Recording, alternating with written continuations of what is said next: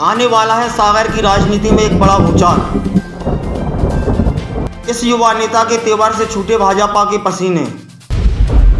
मंत्री भूपेंद्र सिंह भी भिड़ गए जुगत बैठाने में, तो वहीं शैलेंद्र जैन के छूटने लगे पसीने। हम बात कर रहे हैं युवा उद्योगपति की, जो युवाओं के दिलों पर करता है राज। भाजपा को पूरे सागर जिले में हराने की रखता है दम। क्या सच में सागर से हार जाएंगे शैलेंद्र जैन? क्या 40 साल बाद खत्म होगा कांग्रेस का वनवास? जानने के लिए देखें हमारी स्पेशल रिपोर्ट।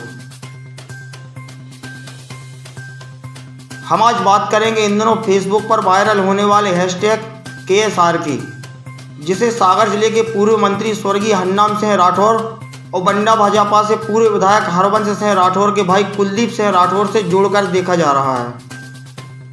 हमने न्यूज की पुष्टि के लिए सोशल मीडिया के सबसे बड़े प्लेटफॉर्म फेसबुक का सहारा लिया, जिस पर हमें सागर के युवा उद्योगपति कुलदीप सिंह राठौर के समर्थकों और कुछ पत्रकारों की वाल पर KSR हैशटैग मिला।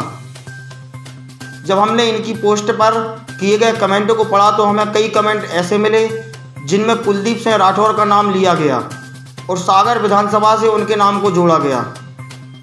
आपको बता दें कि कुलदीप सिंह राठौर भाजपा से पूर्व मंत्री स्वर्गीय हन्नाम सिंह राठौर के पुत्र हैं और इनके भाई हरवंश सिंह राठौर भी एक बार बंडा विधानसभा से भाजपा के टिकट से विधायक रह चुके हैं।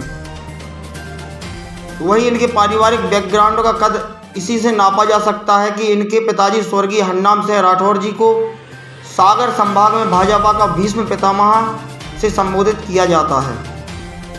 राजनीतिक जानकार बताते हैं कि पूर्व मुख्यमंत्री उमा भारती के समय पर राठौर बंगले से ही भाजपा के सारे राजनीतिक फैसले लिए जाते थे।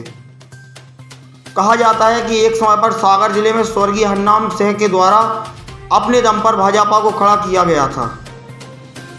इसके प्रतिफल स्वरूप पार्टी ने स्वर्गीय हन्नाम सिंह को 4 बार बंडा से अपना प्रत्याशी बनाया और चारों बार भाजपा ने बड़ी जीत दर्ज की।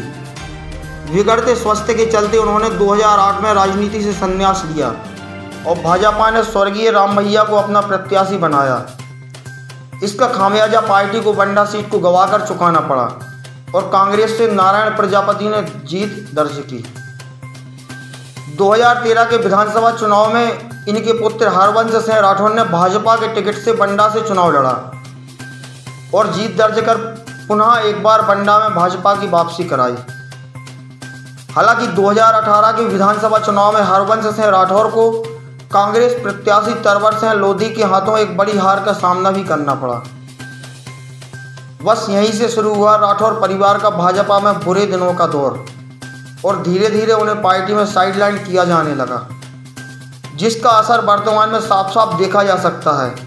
भाजपा ने बंडा से हरवंश राठौर का टिकट काटकर वीरेंद्र लंबरदार को अपना प्रत्याशी बनाया है। अब बात करते हैं कुलदीप सिंह राठौर की। इनका सरल व्यवहार युवाओं में इन्हें लोकप्रिय बनाता है। कुलदीप सिंह राठौर सागर क्षेत्र के एक रसूखदार युवा उद्योगपति हैं।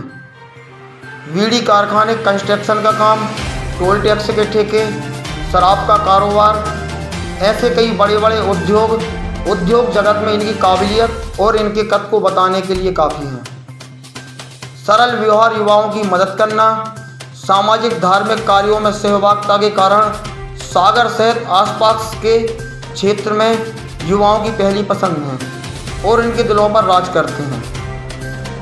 वहीं अगर राजनीतिक संबंधों को देखा जाए तो ये पूर्व मुख्यमंत्री उमा भारती के बेहद करीबी माने जाते हैं। पुष्कर सिंह धामी, संजू शर्मा, सत्यपाल सिंह सिकरवार जैसे बड़े बड़े राजनेताओं से व्यक्तिगत संबंध इनके राजनीतिक कद को और भी बढ़ाते हैं। फिलहाल में राजनीतिक गलियारे में सत्यपाल सिंह सिकरवार और संजू शर्मा की मदद से सागर विधानसभा से कांग्रेस के टिकट से चुनाव लड़ने की चर्चाएं तेज हो रही हैं। अब इसमें कितनी सच्चाई है यह तो वक्त के साथ पता चलेगा, लेकिन अगर ऐसा होता है तो सागर जिले में भाजपा की मुसीबतें बढ़ जाएंगी। राजनीतिक जानकारों की माने तो कुलदीप सिंह राठौर के सागर से चुनाव लड़ने से सागर से वर्तमान विधायक शैलेंद्र जैन की परेशानियां बहुत ज़्यादा बढ़ जाएंगी और हो सकता है बीते 40 साल बाद सागर में एक बड़ी उठापटक भी संभव हो जाए।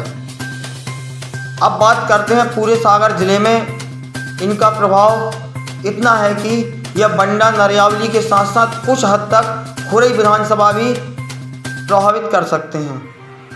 राजनीतिक जानकार तो इतना तक कहते हैं कि अगर ऐसा हुआ तो भाजपा सागर के साथ साथ नरियावली सीट भी गंवा सकती है। अब देखने वाली बात होगी आने वाले दिनों में राजनीति का ऊँट किस करवट बैठता है। संभव है सागर की राजनीति में एक बड़ा भूचाल आ जाए और सागर में कांग्रेस का 40 साल का वनवास खत्म हो जाए। नितिन जैन, डिजिटल भारत न्यूज़ के साथ साहेगढ़।